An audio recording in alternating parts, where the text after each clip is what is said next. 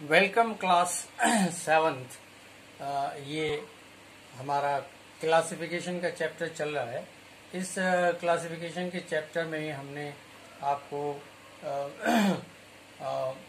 Monera के बारे में बताया, उसके बाद प्रोटिस्टा के बारे में बताया, उसके बाद फंजाई के बारे में बताया। उसके बाद हम आ गए हैं चौथे किंगडम पर, किंगडम प्लांटी। किंगडम प्लांटी में हमने कल आपको बताया था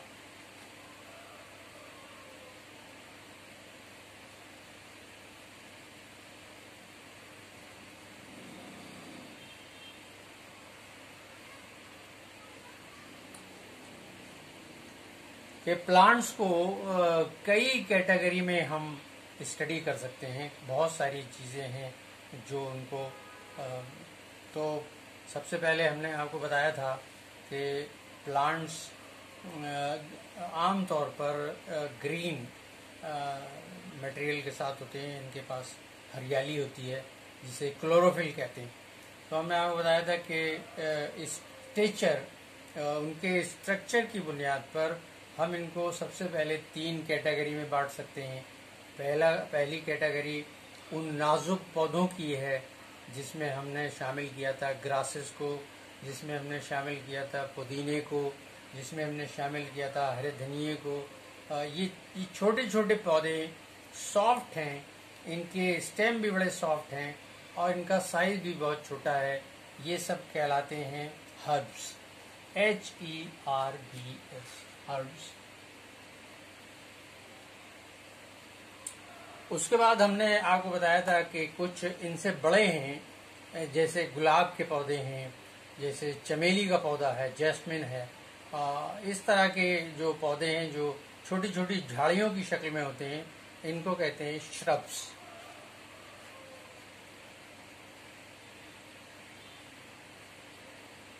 इनके जो स्टेम्स हैं वो थिन होंगे लेकिन वुडी होंगे। तो वुडी और थिन स्टेम वाले बुशेस की शक्ल में, झाड़ियों की शक्ल में ये श्रब्स हैं। ये ज़रा हर्ब से ज़्यादा मजबूत होते हैं और लेकिन ट्रीज से छोटे होते हैं। तो थर्ड कैटेगरी है ट्रीज।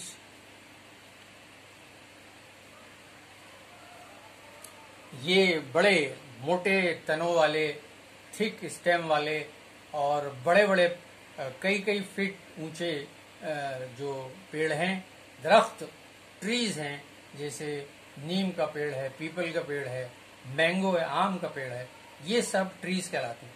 तो 3 कैटेगरी हमारे पास हुई, हर्ब्स, श्रब्स और ट्रीज। एक तो कैटेगरी इस तरह से हो सकती है। दूसरी कैटेगरी को हम मतलब इसमें ला सकते हैं उनकी फीडिंग हैबिट के ऊपर, यानी पौधे अपना खाना खुद बना रहे हैं या कहीं बाहर से ले रहे हैं। तो एक वो कैटेगरी है जो अपना खाना खुद बनाती है। और आपको मालूम है अपना खाना खुद बनाने के लिए इनको किन किन चीज़ों की ज़रूरत पड़ती है। इनको ज़रूरत पड़ती है वाटर की, इनको ज़रूरत पड़ती है मिनरल्स की, इनको ज़रूरत पड़ती है इनको ज़रूरत पड़ती है क्लोरोफिल की, इनको ज़रूरत पड़ती है सनलाइट की, इनको ज़रूरत पड़ती है कार्बन डाइऑक्साइड की। अगर if these 5 factors are available, then the plant can manufacture its own food in its leaves. इस प्रोसेस को फूड मैन्युफैक्चर या फोटोसिंथेसिस कहते हैं। Photo mean light, synthesis mean manufacture.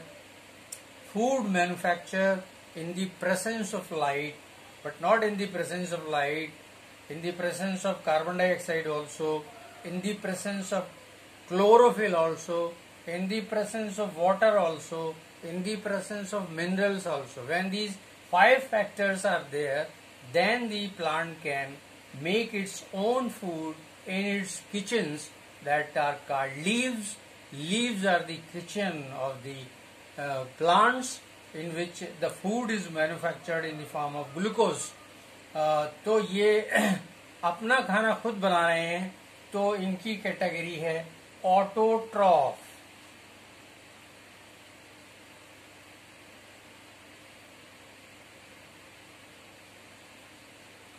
Autotroph, auto means self trophic mean food producing, तो ये autotrophs हैं।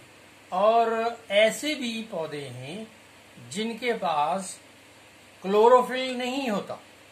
When they are not having this green material or the chloroplast in their cells, then they are not able to produce their own food. They cannot make the food in their leaves because one factor is missing from the leaf, that is chlorophyll. तो क्या करें? तो फिर ये दूसरी category में आ जाते हैं, यानी अपना खाना दूसरों से हासिल करेंगे और वो होंगे फिर हेट्रोट्रॉफ।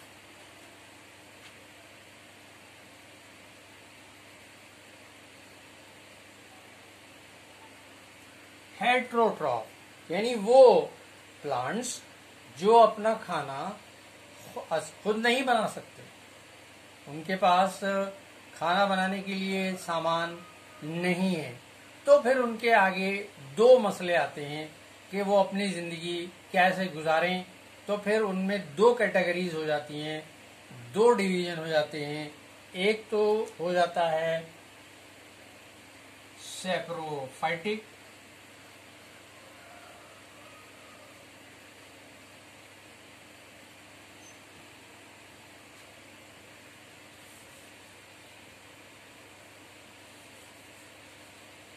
सैप्रोफाइटिक ऐसे प्लांट्स जो डेड और डिकेइंग ऑर्गेनिक मैटर पे अपने आप को उगाते हों और उनसे अपना खाना हासिल करते हों। डेड और डिकेइंग, मुर्दा और सड़ते हुए ऑर्गेनिक मैटर पर अपने आप को उगाएंगे और उनसे अपना खाना हासिल करेंगे। इनमें इतनी भी ताकत नहीं है ये दूसरी कैटेगरी एक और इसमें आएगी, वैसा बन सकें, यानी पैरासाइटिक।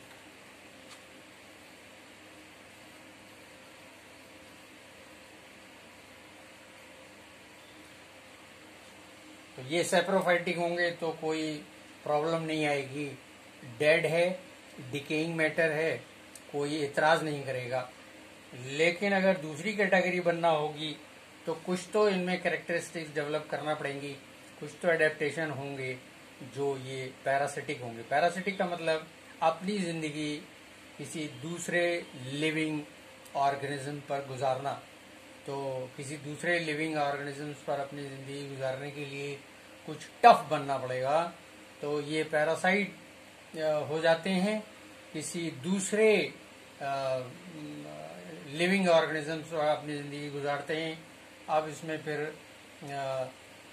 उसको नुकसान भी पहुंचाते हैं और उसके इतराजात और उसके रेसिस्टेंस को भी झेलना पड़ता है इनको। तो हेट्रोट्रॉफ में फिर दो कैटेगरी हो गई, सैप्रोफाइटिक और पैरासाइटिक।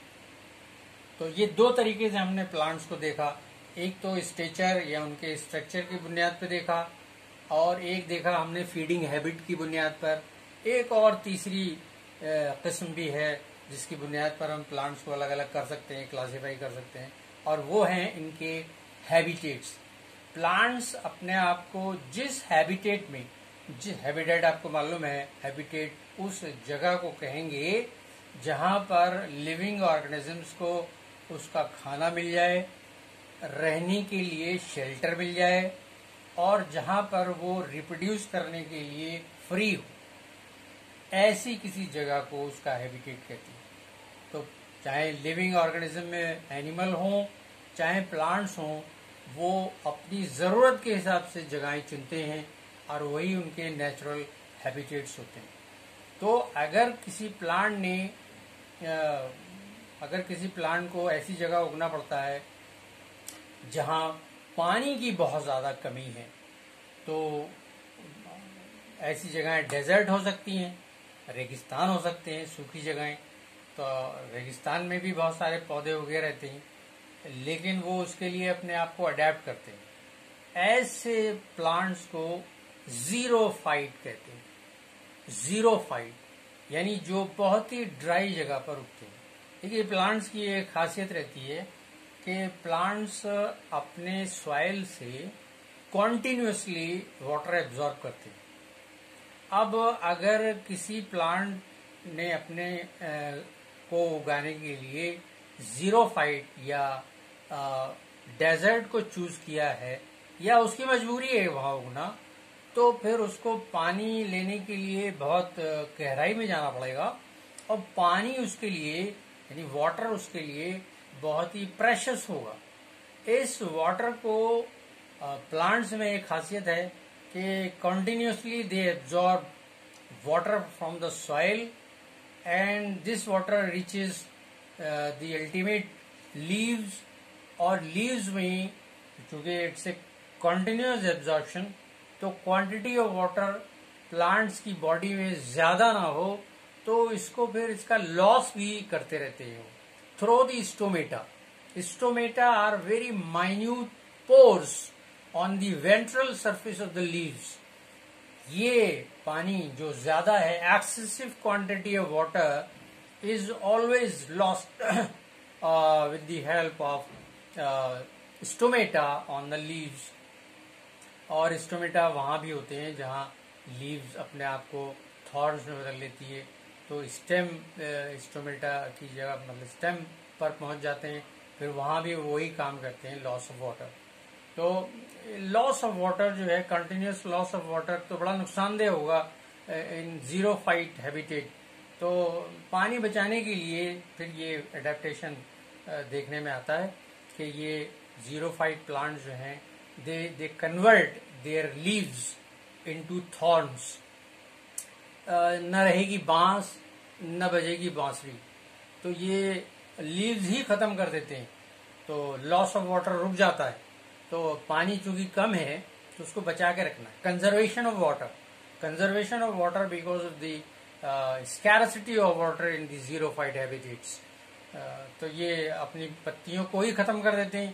तो आपने देखा होगा जो डेजर्ट के इलाके या सूखी जगहों में उगने वाले पौधे, उनके पास पत्तियों से ज्यादा पत्तियों का साइज एक तो बहुत छोटा होगा। जैसे एक बहुत बढ़िया एग्जांपल इसकी है बबूल का पेड़। बबूल जो है वो जीरोफाइट प्लांट है, डेजर्ट में उगने वाला प्लांट है। तो आपने देखा होगा उस पर बड़ी बड़ी तो कांटे होते हैं, लेकिन बड़ी छोटी छोटी पत्तियां होंगी। lesser the area of the leaf, lesser the number of stomata।